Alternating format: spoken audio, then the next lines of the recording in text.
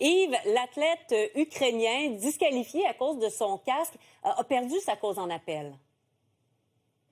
Oui, absolument. Il y a eu un communiqué qui a été mis tantôt, Marianne, par le tribunal arbitral du sport, qui est d'ailleurs situé à Milan, où je me trouve ce soir. Donc, on rejette l'appel qui avait été logé par cet athlète de skeleton ukrainien, Vladislav Eraskevich. Donc, la disqualification, elle est maintenue. Le tribunal a cependant dit dans son communiqué, Marianne, qu'il avait de l'empathie pour l'athlète.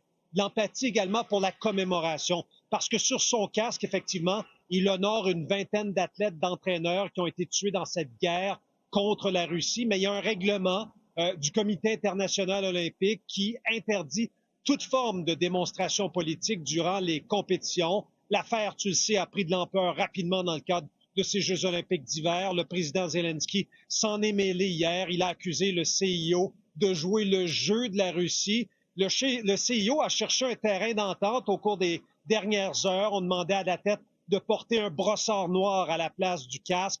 Il ne voulait pas changer de position. Il y a des membres de la communauté ukrainienne ici à Milan qui m'ont fait parvenir ces photos parce qu'hier, ils ont manifesté pacifiquement à l'Arc de la Paix, où on retrouve d'ailleurs l'une des vasques olympiques. Ils étaient là pour soutenir l'athlète, qui était un bon espoir de médaille pour l'Ukraine, le porte-drapeau également de ce pays lors de la cérémonie d'ouverture. Et j'ai rencontré aujourd'hui, Marianne, une Ukrainienne ici à Milan. Elle soutient que l'exclusion de cet athlète est disproportionnée. Tu vas entendre également le président du Congrès des Ukrainiens canadiens au Québec.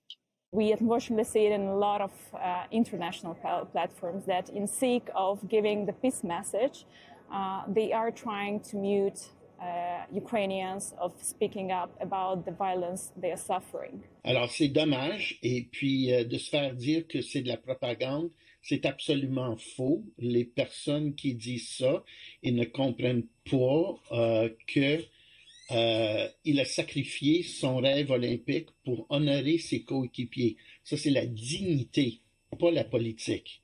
La guerre, c'est politique, mais la mort ne l'est pas.